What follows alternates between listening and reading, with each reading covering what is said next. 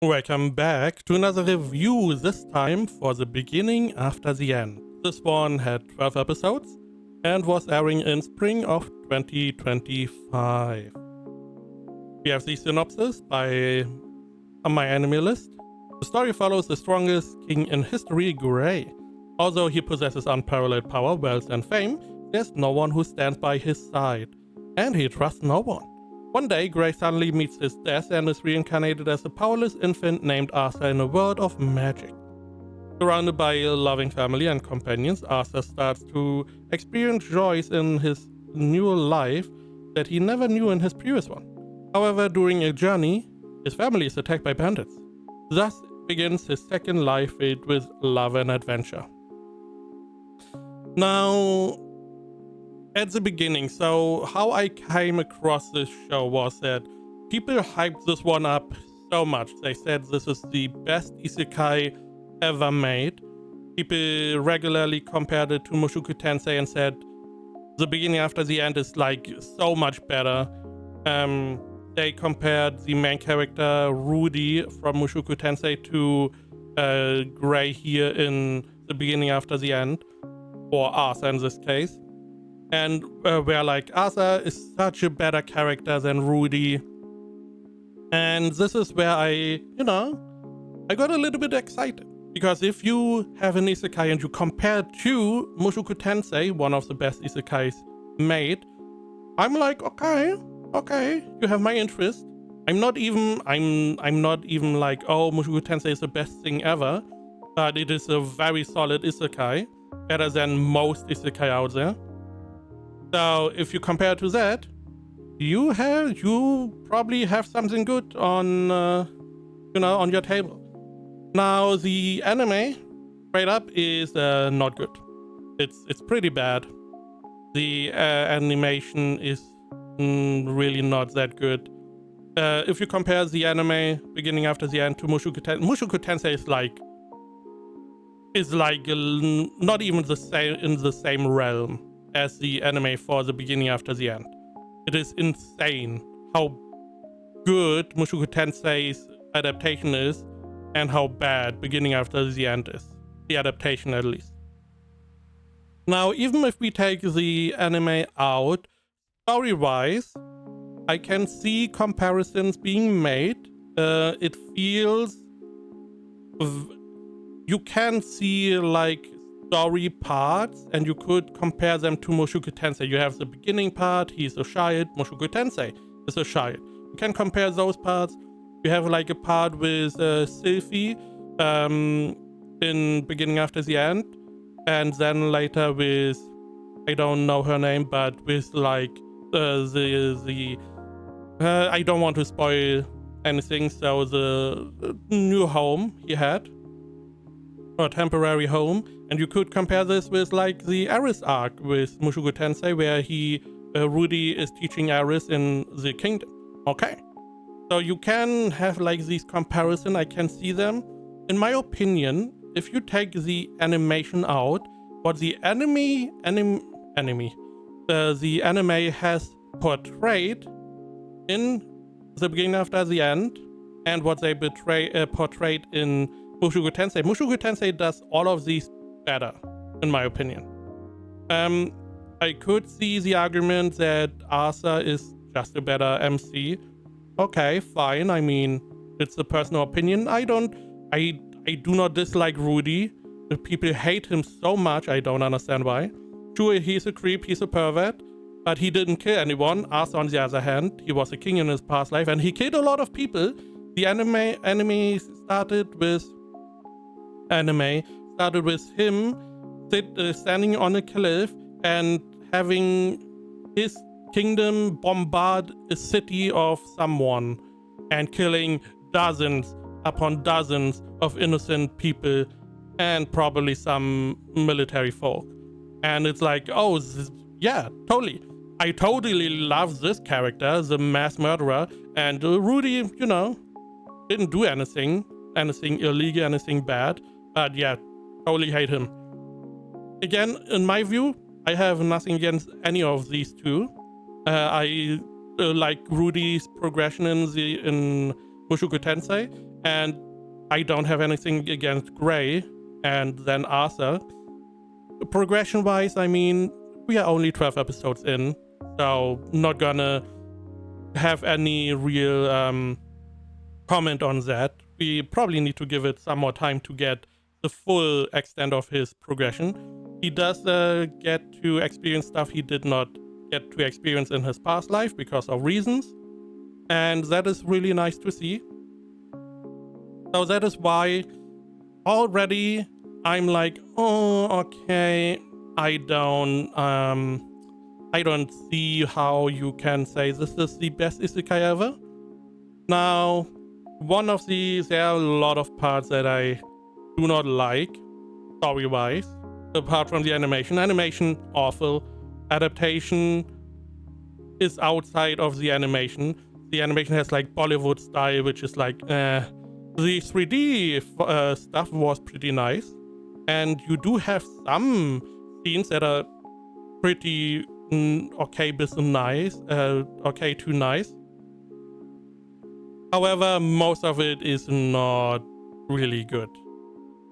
So one of the things now, comparison-wise, I do only want to have one little comparison here.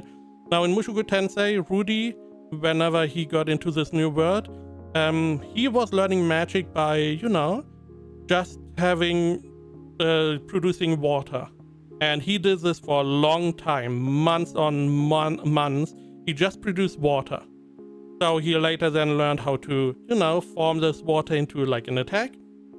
And again, Mushoku Tensei's magic is a little bit different. I believe you only need mana and the formula, and you could just use magic. I believe. I do not really remember that much. Now in this world, to do magic, you need to more or less awaken magic.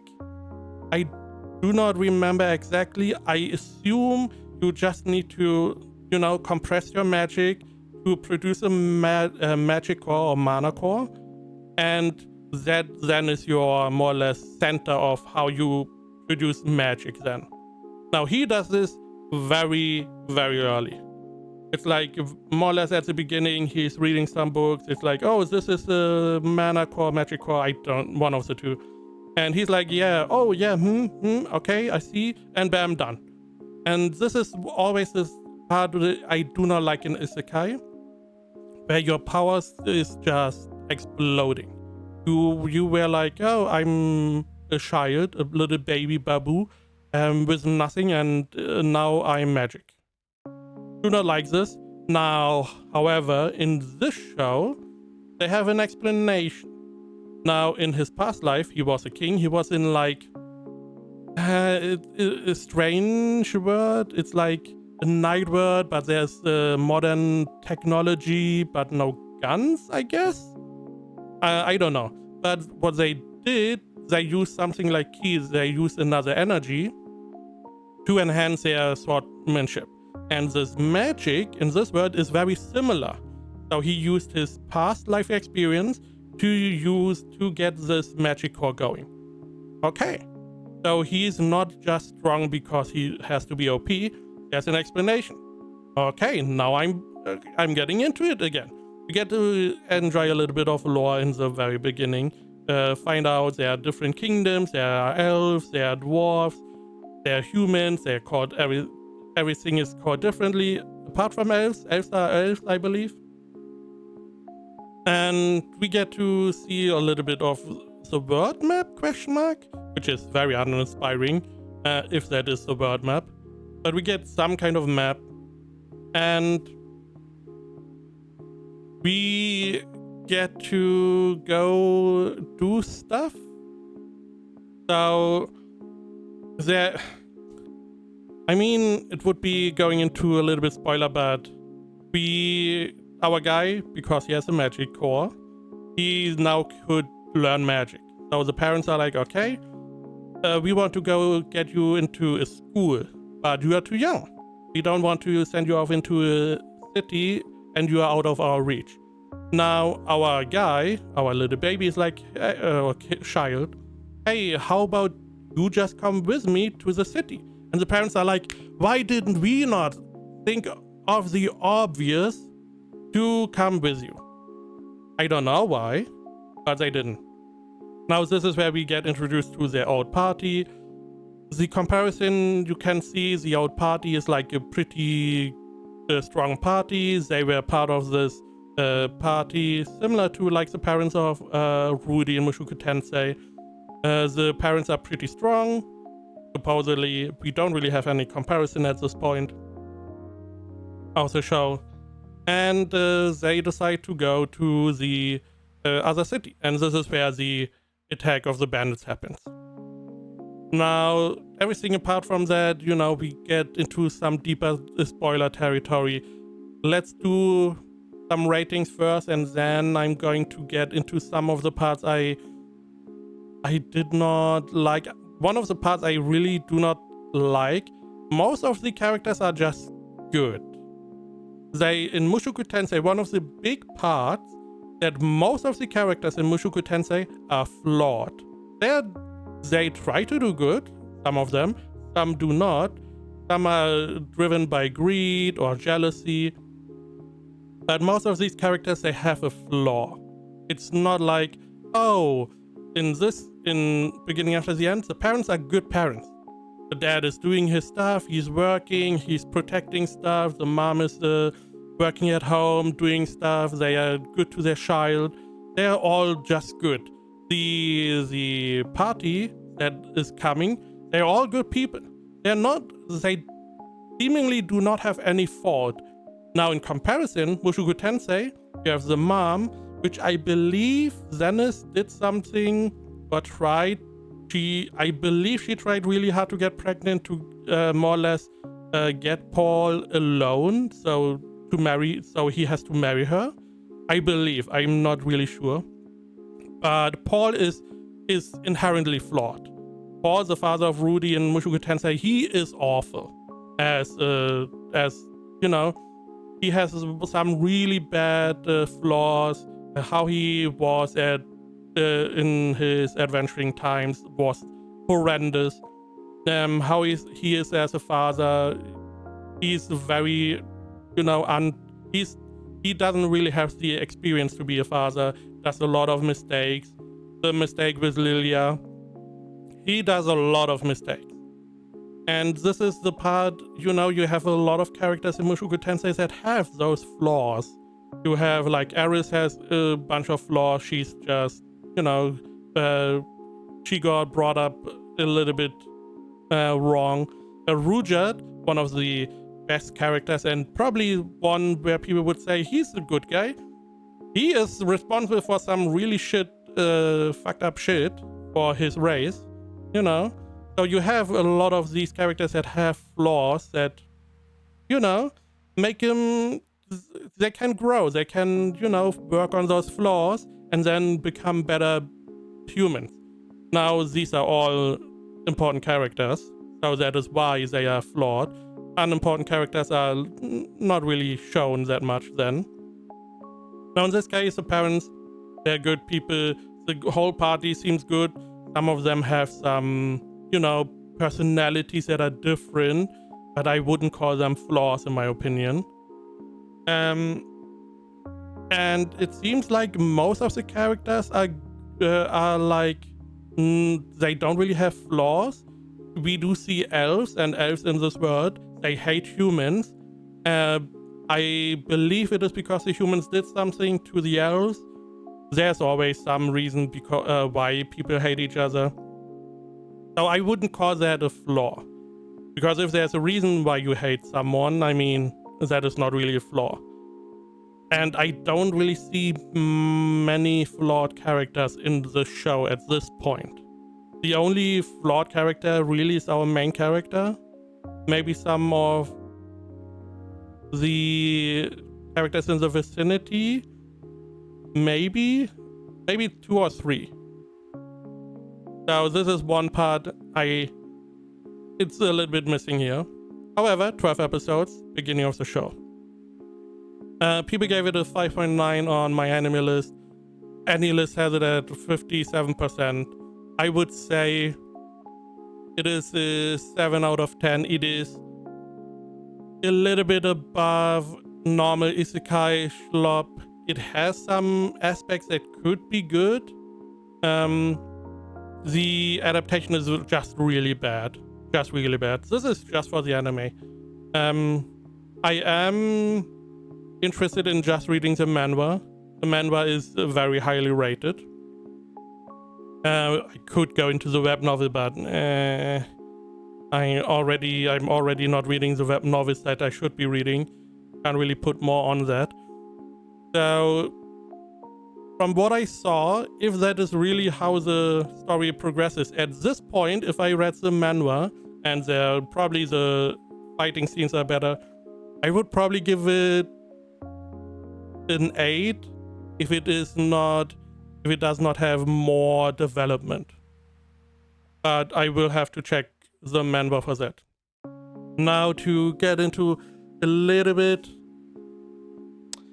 I mean, what spoilery stuff can we talk about? Now, again, spoiler, apart from the stuff I already talked about. We get into this bandit attack, he falls down, he finds some kind of higher being, which is called Sylphie. And that is some kind of dragon being, we find out. This is where we get the 3D stuff. This 3D stuff looks pretty good. And the fight that is coming up is in the 3D is also good. We get the fight. Our guy gets to escape. And Sylphie is giving him an egg and a feather. Now the egg is going to hatch into this little thing, which is like a black cat thingy dragon, whatever. And this is his partner, which he naturally calls Sylphie. Okay, cool. Now, I do not like this that much because I'm assuming Sylphie, his partner, is going to be broken OP. It's probably going to be a dragon thingy. It is going to be super strong, which is always like, I like working for your strengths, not getting it handed to you. Sure, it has to grow up, but he doesn't really have to do much to make it stronger, I assume. Now, then we get to meet our elf girl. She then convinces our guy to bring her to the elf village. I do like how he rescues her. That was a pretty nice scene. Because she's getting kidnapped by bandits. And he's like, okay, I can't defeat all these bandits by myself. I'm waiting for night, and then I'm going to pick them off one by one, which is really cool, really well done, really nice. I believe that animation was pretty solid. So then he goes and escorts her home. This is when we find out, hey, elves hate humans. He gets to the elven village. I do not like how the elven village looks. I find it looks very modern, this is like one big street and then houses on either side. It looks like purposely built instead of what I would assume elves nature, a little bit more natural formation of a village, like winding roads, pathways, and not like one big road in the middle, great, and then houses on each side. Doesn't scream elf to me. Now they take him hostage, not hostage, but they imprison him. They hate humans, there's a human, we imprison him. Now this is the part where I had a little hope, because he's looking at this girl he escorted, and this girl didn't seem to, she did not seem surprised, she did not seem to be scared about him or about the situation. As they also call her, I don't know if she's a princess or whatever, she's a higher rank elf at least. So it felt a little bit like she brought him here to imprison him, maybe like a trap or so. And I was like, oh, okay, I can see that. Could be interesting. Turns out it was not. Turns out she just, she knew this would happen, I guess. And she was like, yeah, I'm gonna talk to my parents and they're going to do and help you, whatever. So there was no nefarious thing going on here, which is sad, because this could have been interesting. He's staying here. We learn a little bit more about some magic, about some other aspects of the world, and about him. He has to stay here for a little bit time, I believe a couple years, to train. And in the meantime, they gave him the chance to talk to his parents, say, hey, I'm fine, I'm healthy, I'm coming later. Okay, we get this little bit training, which just ended in him being more or less super strong, which, yeah, I like super strong characters. I don't. In Mushoku Tensei, Rudy also gets strong really fast. However, Rudy always trains. Now, this is not shown in the anime as well, but in the web novel, at the time, I remember he was always doing the little statues you see in the anime as well, in Mushoku Tensei. And this, we find out later in Mushoku Tensei, is very hard to do. And this is how he trains his magic. He's training his magic efficiency and mana and whatnot by making these statues instead of water, which he did at the beginning. Now here, we don't really see him train that much outside from, hey, we now have to train. It doesn't feel like he has to train or do stuff in the meantime. However, the anime of Mushoku Tensei did not show it as well as the web novel, so I'm assuming in the web novel, in the source material, you get to see a lot more of the training. But the anime has to do, we have to cut some stuff. It's an anime. So for some reason, he can go and then leave. He can go to his home. He's meeting his parents. Parents are, oh, yay, we are back. He has a little sister. Again, comparison Mushoku Tensei can be made. Also, there's another family with a girl, and he's going to help that girl, which means we also have like 2 girls that are already potentially interested in him, and I'm going to guarantee are going to be interested in him later on. We have some other interactions. We get a little bit more lore and story around. We get like elements of magic, and our main guy can use like lightning or electricity element, which is like an advanced element of fire, I believe. So we'll learn a little bit about those things.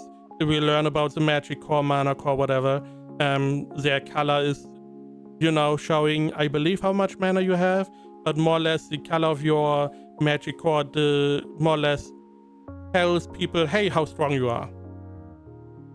Then we get into some other stuff. We get into a whole situation with the king or the wizard of the king, which was pretty nice because this is where our character shows that he's not always good. He is a normal character. He is good if he wants to be good, but if you slight him, he's going to be bad.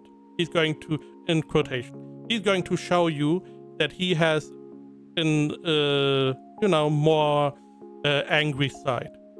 So that we get to see there, which is nice, makes the character a lot more likable, because we get to see, he's not only good, but he can also go more to the dark side, which we already saw with the bandits, but here we get it reinforced outside of, hey, I'm a bandit. After this is one part that is very strange. So we get this whole situation, which mostly revolves around Sylphie. And, he's in the city, he's with his parents, and they're like, hey, you should go to school. And he's like, I want to be an adventurer. Now, to be an adventurer, they're like, okay, we can't do this because you are too young. But if someone were to go with you, we would be a lot more willing to let you go.